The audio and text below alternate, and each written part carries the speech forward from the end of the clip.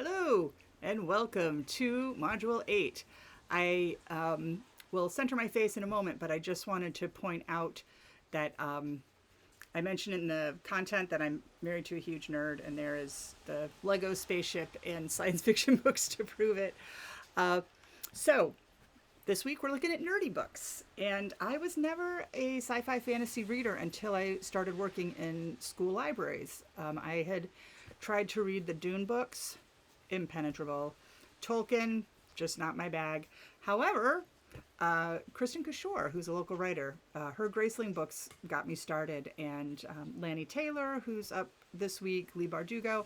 There's a lot of really good YA fantasy and science fiction as well. I tend to go more towards fantasy, but that's just me. Anyway, so this week in the content page, there are, let's see, we got 4 articles. One is Lanny Taylor talking about genre blurring, which is something that's come up in the discussion. Then Philip Reeve, The Worst Is Yet to Come, Why Kids Love Dystopias, perhaps not the one that we're currently easing out of, but fictional ones. Then Amelie Major wrote When Kids Say I'm Not a Reader, How Librarians Can Disrupt Traumatic Reading Practices. I have no memory of why I put that in this particular section. I think because I used to look specifically at boys' reading practices and sort of resistance to reading, which I don't as much anymore. There's a little mention of it. But this one is, for all kids. If you've looked at Read Aside, it's that similar theme. And then Stacey Dillon and Amy Laughlin wrote about Yes We Con. It's about doing cons in your libraries. And I had said in the introduction that I was going to, every week, we're going to focus at some different thing that you can do for your final project. And I haven't done that. I just ended up putting everything in a file, really. But so I do give you a reminder. So do be thinking about it. But the final project folder is there for your benefit. Look at it as you like. All right. So we talk a little about science fiction fantasy. What's the blurry lines there? Some Anita Silvey. There's a glorious picture of me as the fat lady from Harry Potter. It's probably the best picture ever taken of me. I just want to put it in there.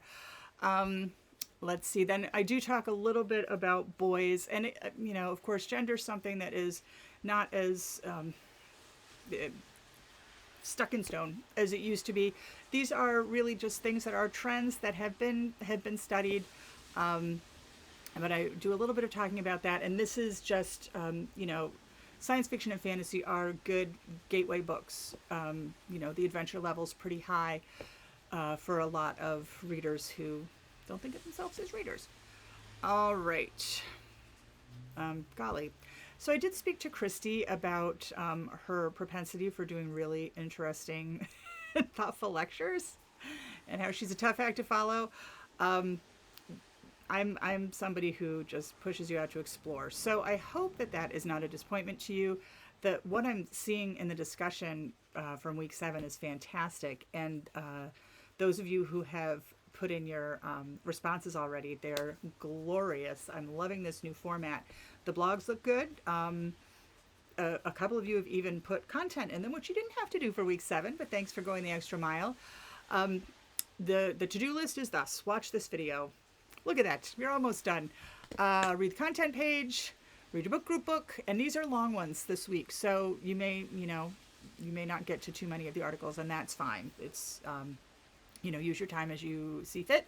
But you do need to explore 3 to 5 science fiction or fantasy books to annotate in your blog. Don't forget that. Then your book discussion. And those of you who are reading Strange the Dreamer, feel free to discuss the Lanny Taylor article in your book discussion, but don't use all your ammo there because the general discussion requires some as well. However you want to play that. And then the responses. Look forward to those. And your final project, of course. Keep an eye on that. And I feel like I am headed off on a road trip. So I am still going to be, checking in. I've got a couple of days factored in for grading, but I am not going to necessarily have internet everywhere. I will at least every 2 to 3 days, I'll be able to get into Canvas and really go in deep. But if I will still have email on my phone. So if there's something that is time sensitive that you need to know right away, please just actually, you know what? Text me.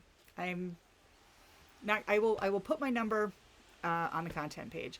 If it's super time sensitive, shoot me a text, but please use that judiciously, okay? And if it's something that you can email, I think I have my personal email, ipsofecto, ipsofecto @gmail.com in there. Or if there's no hurry, stay in Canvas. That's really convenient for me to have all of the correspondence in there. Okay, so that's it. I'll see you in the discussion boards. I've really been enjoying what you're coming up with. So thank you for all the work that you're doing so far. All right. Happy Module 8.